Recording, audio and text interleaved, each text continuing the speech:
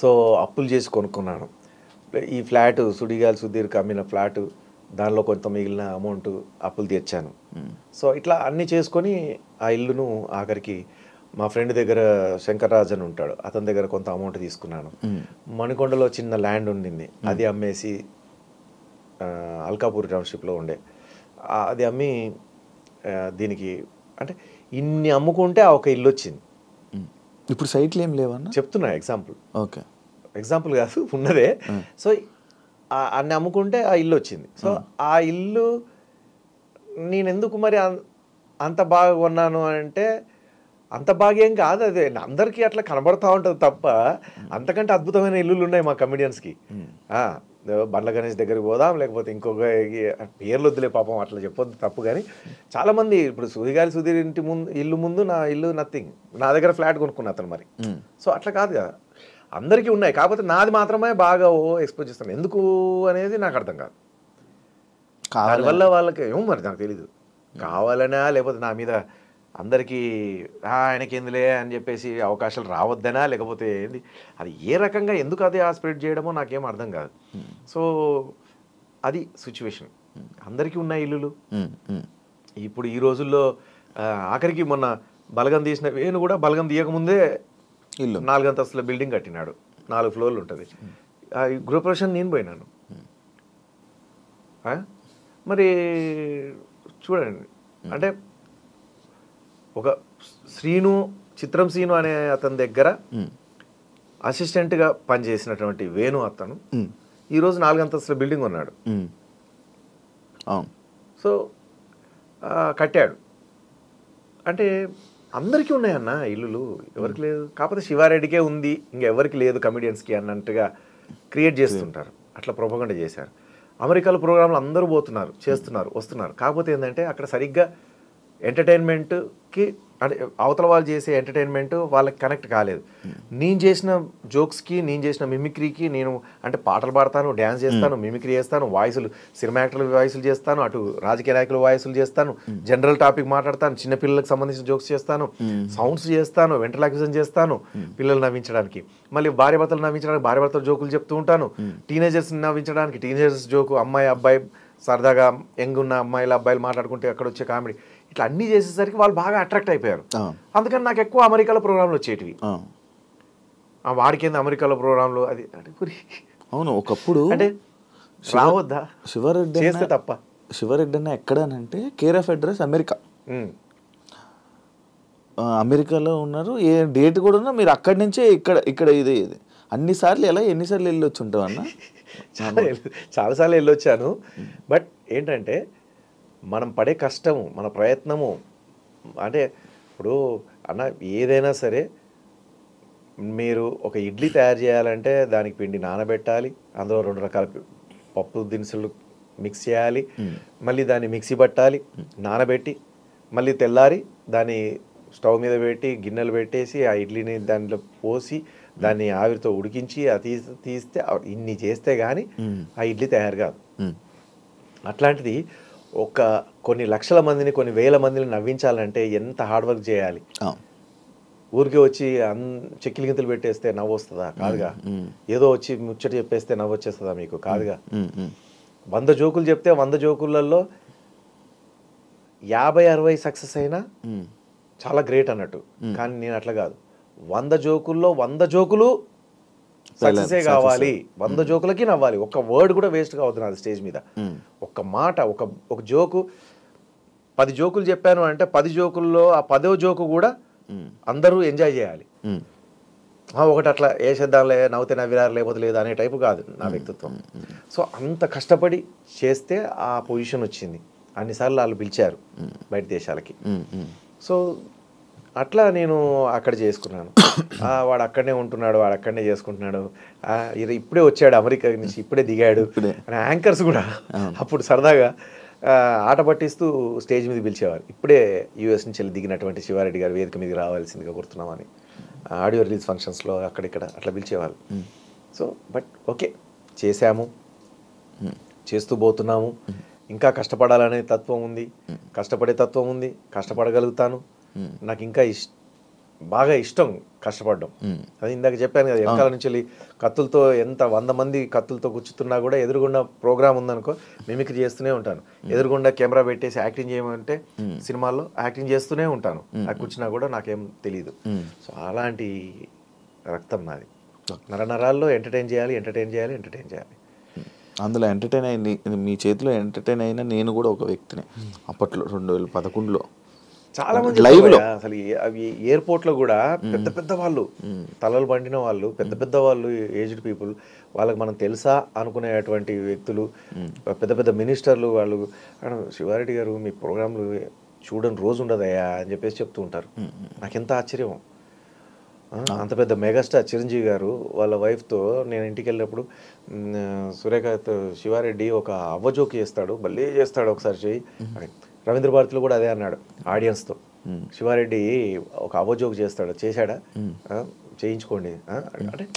అట్లా అందరూ అంత గుర్తుపెట్టుకొని యూఎస్లో కానీ ఎక్కడ కానీ వెళ్తే అక్కడ కూడా వాళ్ళు సాఫ్ట్వేర్ జాబ్ చేసేటోళ్ళు. సార్ మేము పొద్దున ఆఫీస్కి పోగానే ఫస్ట్ ల్యాప్టాప్ ఓపెన్ చేసి మీరు ఏదన్నా ఒకటి మిమిక్రీ బిట్ చూసి ఆ తర్వాత మేము వర్క్లోకి వెళ్తాం రిలాక్స్ అయిపోయి. అట్లా ఇట్లా చాలామంది లేడీస్ కానీ జెంట్స్ కానీ ఎవరైనా సరే ఇదే చెప్తారు. 2015లో నేనన్నా కొన్నిసార్లు ఏదన్నా పెద్ద ఫంక్షన్లకు పోయినప్పుడు ఆ ఫంక్షన్ ఓనరు చాలా బాగా హోందాగా ఇది ఉంటారు కదా, ఆయనకు మనం ఎక్కడ తెలుసులే అనుకొని మామూలుగా వెళ్తాము. ఎవరో పక్క నుండి పరిచయం చేపిస్తారు, అయ్యో నాకెందుకు తెలీదు శివారెడ్డి గారు మీరు అది ఇది మనం అక్కడ కలిసాము, ఇక్కడ మీరు ఆ ప్రోగ్రామ్ చేశారు, ఇది చేశారు, ఆ జోక్ ఈ జోక్ అంటే నాకు చాలా ఇష్టం, ఆ వాయిస్ అంటే నాకు ఇష్టం. అట్లా అంటే A to Z అందరూ నా ప్రోగ్రాంలు చూశారు, A to Z అందరూ ఇష్టపడ్డారు, A to Z అందరూ నన్ను ఆశీర్వదించారు. సో ఒక్కొక్కసారి బాగా డిప్రెషన్లోకి వెళ్ళినప్పుడు, సినిమాలు లేవు కదా లేదా ప్రోగ్రామ్స్ లేవు కదా అన్న డిప్రెషన్లోకి వెళ్ళినప్పుడు ఇవన్నీ గుర్తు తెచ్చుకున్నప్పుడు చాలే, ఇంతమంది ఆశీర్వదించారు, ఇంతమంది ఇంత ఎంకరేజ్ చేశారు, ఇంతమంది ఈ మాటలు చెప్తున్నారు, ఈ జాలుగా ఇంకా లైఫ్కి పూర్తిగా ఏమీ లేని పేరు దగ్గర నుంచి ఈ మాత్రం అందరూ చూడగానే ఈయన శివారెడ్డి కదా అంటున్నారు, అది చాలు కదా. కాదా నేను అది చెప్పలే, ఎన్నిసార్లు వెళ్ళొచ్చుంటావు, ఎన్ని స్టాంపులు పడ్డాయి? పడుండొచ్చు, 80 పైనే పడి ఉంటుంది. 80 యుఎస్ స్టాంపులు, యుఎస్ ఒకటి 80 మొత్తం వరల్డ్ మొత్తం వెళ్ళామన్నా? మొత్తం పాకిస్తాన్ తప్ప అన్నీ వెళ్ళాం. జపాన్కి చాలాసార్లు వెళ్ళా, Japan Telugu association, Australia Telugu association, యూరోప్లో కానీ, యూకే కానీ, కెనడా మొత్తం దుబాయ్ గిబాయ్, మళ్ళీ అబుదాబి, షార్జా అంటున్నాం, ఇదేంటి మన కువైట్, బహ్రెయిన్, ఇట్లా చెప్పుకుంటూ పోతే చాలా. అమెరికాలో నీకు ఇప్పుడు మన హైదరాబాదు అమెరికా అనుకో, అమీర్పేటు, మణికొండ, కోకాపేటు, కొల్లూరు, నార్సింగ్, తర్వాత మెహదీపట్నము, దిల్సుఖ్ నగరు, ఎల్బీ నగరు, ఇట్లా ఉంటాయి కదా, షామీర్పేటు, శంషాబాద్, అట్లా అమెరికాలో అన్ని ఊర్లకు చుట్టేశాను.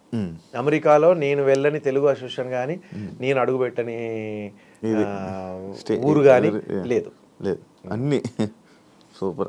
అంటే అక్కడికి ఇంకా కళాకారులు కూడా పోలేరు పాపం, ఎందుకంటే ఆ అసోసియేషన్ చాలా చిన్న అసోసియేషన్. ఒక 4-5 కళాకారులని, 4-5 సినిమా యాక్టర్లని పిలవలేరు అన్న దగ్గర కూడా నేను ఒక్కరిని పోయి నేనే మిమిక్రీ చేసి, నేనే పాటలు పాడి, నేనే డ్యాన్స్ చేసి, నేనే వెంట్రలాక్విజన్ చేసి, అన్నీ నేనే చేసి ఒక్క పేమెంట్లోనే అన్నీ చేసి వాళ్ళని ఎంటర్టైన్ చేసి వచ్చేవాడిని. ఇప్పుడు ఉన్నాయన్న స్టిల్ ఇప్పుడు వస్తున్నాయి? మొన్న వెళ్ళొచ్చాం కదా 15 days బ్యాక్. మొన్న నేను ఫోన్ చేసినప్పుడు చెప్పారు అక్కడే ఉన్నాను. హ్యూస్టన్లో చేశాను, డాలస్లో చేశాను, న్యూజెర్సీలో చేశాను. న్యూజెర్సీలో శతకంఠ విభూషణ్ అవార్డు ఇచ్చారు న్యూజెర్సీ తెలుగు. ఇప్పుడు దాకా ఎన్ని అవార్డులు వచ్చి ఉంటాయి? 35+, 40+. అవార్డులు లెక్కలేవు కదా అన్న. లెక్కలేనన్ను వచ్చినాయి. అయినా డాక్టర్ రావాల్సిన main awards doctor like doctorate రాలేదు, సో ఇట్లాంటివి లేవు. కానీ బట్ ప్రతి సంస్థల నుంచి వెళ్ళి అన్ని భరతముని అవార్డ్స్ అని ఉండేది. ఆయన లేరు, మునికృష్ణారెడ్డి గారు కాలం చేశారు. దాదాపు 6 అవార్డులు తీసుకున్నా భరతమునివి, ఓన్లీ భరతముని. జంధ్యాల గారి అవార్డ్స్ 3 సార్లు తీసుకున్నాను. రేలంగి గారి అవార్డు, రాజ్బాబు గారి అవార్డు, బర్కిలీ అవార్డు, తర్వాత ఉన్నాయి, చాలా ఉన్నాయి. కళాసాగర్ అవార్డు చూసాను, చాలా చూసాను లిస్ట్. నంది అవార్డు కూడా తీసుకున్నాను. ఇట్లా చాలా ఉన్నాయి సంస్థలు, మనకు పెద్ద పెద్ద సంస్థలు ఉన్నాయి, అవన్నీ కూడా. శివరెడ్డిని ఏడుస్తాడా? ఏడుస్తావా అన్న ఎప్పుడైనా? చెప్పించగా ఏడుస్తా ఎప్పుడైనా, కాకపోతే అందరి ముందు ఏడవను, బాగా చాటుకెళ్ళి ఏడుచుకుంటా. నాకు బాగా బాధ కలిగినప్పుడు బెడ్రూమ్ తలుపేసుకుంటాను, విపరీతంగా ఏడ్చి మళ్ళీ ఏందలో ఉన్నట్టుగా మళ్ళీ సైలెంట్గా వచ్చేస్తాను. ఎలాంటి సిచ్యువేషన్ అన్న ఈ సినిమా అయినా? సినిమా అయి ఉంటుంది, లేదా మనం బాగా అభిమానించిన వాళ్ళు, మనం బాగా హెల్ప్ చేసిన వాళ్ళు మనల్ని తప్పుగా అర్థం చేసుకున్నప్పుడు కానీ, అట్లాంటి సిచ్యువేషన్లో అరే మనం ఇంత మంచిగా ఉంటాం కదా వీళ్ళతో, వీళ్ళు ఎందుకు ఇట్లా చెడుకే ఎక్కువ ప్రాముఖ్యత ఇస్తున్నారు, మంచితనానికి మంచివాడేవాడు చెడ్డోడేవాడు తెలియదా, మంచి ఎవరు చెప్తున్నారు చెడెవరు చెప్తున్నారు తెలియదా వీళ్ళకి అని చెప్పేసి అనిపిస్తూ ఉంటుంది. అట్లా చిరంజీవి గారితో బాండింగ్ ఎలా ఉందండి ఇప్పుడు? స్టిల్ అంటే ఇప్పుడు ఈ మధ్య కాలంలో బాగా కలవడం తక్కువ అయిపోయింది. ఇప్పుడు చాలామంది ఆయన దగ్గర చాలామంది ఉన్నారు. సో బట్ కనబడ్డప్పుడు మాత్రం అదే ప్రేమతో ఏం శివారెడ్డి బాగున్నావా, ఏం శివ అని చెప్పేసి బాగా దగ్గర తీసుకుంటారు. ఆ మధ్య ఉత్తేజ్ గారి వైఫ్ కాలం చేసినప్పుడు FNCCలో ఆయన కారు ఎక్కడానికని వెళ్తూ ఓకే శివారెడ్డి ఉంటాను బాయ్ అని చెప్పేసి వెళ్ళిపోతూ చెప్పడం అనేది నా అదృష్టం. సో అట్లా ఏ ఫంక్షన్లో కలిసినా కూడా మంచి రెస్పాండ్ అవుతారు. ఆయన కోసం నేను చాలా పెద్దది ఇప్పుడు కాదు, 2 years బ్యాక్ నేను ఒక పెయింటింగ్ వేయించి పెట్టాను. అది ఇద్దామని చెప్పేసి తన మేనేజర్లకి చాలాసార్లు, అంటే నాకేంటంటే అన్నయ్య తెలుసు కదా అని చెప్పేసి డైరెక్ట్ కాల్ చేయడం కానీ అట్లాంటివి నేను చేయను ఎప్పుడు కూడా. ఇప్పుడు ఎగ్జాంపుల్కి ఒక ఎమ్మెల్యే గారు తెలుసు అని అంటే ఆ ఎమ్మెల్యేకి నేను డైరెక్ట్ కాల్ చేయను, పిఏకే కాల్ చేస్తా. చేసి ఆయన అసిస్టెంట్కో ఆయన డ్రైవర్కో కాల్ చేసి ఉన్నాడా, ఫ్రీ ఉన్నారా, రావచ్చా, ఇట్లా ఉంటుంది అనమాట. అంటే అంత మర్యాదగా పోతూ ఉంటాను. ఒకసారి శ్రీకాంత్ గారితో మా ఇంటికి వచ్చాడు శ్రీకాంత్ అన్న. వచ్చినప్పుడు చూసి ఇదేంటి ఇంత పెద్దది పెట్టావు ఇక్కడ అన్నాడు. అంటే క్లాత్ వేసి పెట్టాను అనమాట, అన్నయ్యకే ఇద్దామని. మరి ఇయ్యపోయావా అన్నాడు. అంటే అన్నయ్య అడుగుతున్నాను, పర్మిషన్ దొరకట్లేదు కరెక్ట్గా. నీకు పర్మిషన్ దొరకడం ఏంది, డైరెక్ట్ అన్నయ్యతో మాట్లాడచ్చు కదా, డైరెక్ట్ అన్నయ్య కాల్ చేయొచ్చు కదా అన్న. అమ్మో నేను చేయనన్న, అట్లా ఎంత క్లోజ్ ఉన్నా కూడా ఎవరికైనా అన్న నీకే శ్రీకాంత్ అన్న నీకు కాల్ చేయడానికే నేను భయపడుతూ ఉంటాను, మీరే నాకు కాల్ చేస్తారు, ఏం శివ ఎక్కడనో వచ్చేసావా బయలుదేరావా అని చెప్పేసి. సో నాకు అట్లా అవతల వాళ్ళని ఇబ్బంది పెట్టడం నాకు ఇష్టం ఉండదన్న. అంటే ఏమనుకుంటారో అని చెప్పేసి, అడ్వాంటేజ్ తీసుకుంటున్నాడా అనుకుంటారేమో అని చెప్పేసి. పైగా అన్నయ్య ఎంతో బిజీగా ఉంటాడు కాబట్టి ఎందుకు, ఆయన దగ్గర చాలామంది ఉన్నారు కదా, వాళ్ళని కనుక్కొని వాళ్ళు పర్మిషన్ ఇచ్చినప్పుడు అక్కడ తీసుకొని వెళ్దామన్న ఆలోచనతో ఉన్నాను అని చెప్పేసి అన్నాను. అది అట్లాగే ఎన్ని ఇయర్స్ నుంచి ఉంది అది? 2 yearsగా ఉంది. 2 yearsగా ఉంది. 2 years నుంచి వెళ్ళలే. అయ్యా అన్న మొన్న చాలా మంది, మొన్న ఎవరెవరు ఇన్ఫ్లుయెన్సర్స్, ఎవరెవరో చిన్న ఆర్టిస్టులు అందరూ వెళ్ళి మొన్న రీసెంట్గా అయినట్టున్నాయి. అందరు పోతారు, శివారెడ్డి తప్ప అందరు పోతారు, అందరికి దారి దొరుకుతుంది. ఏమో తలుసుకుంటే బాధ అనిపిస్తుంటుంది. అయ్యా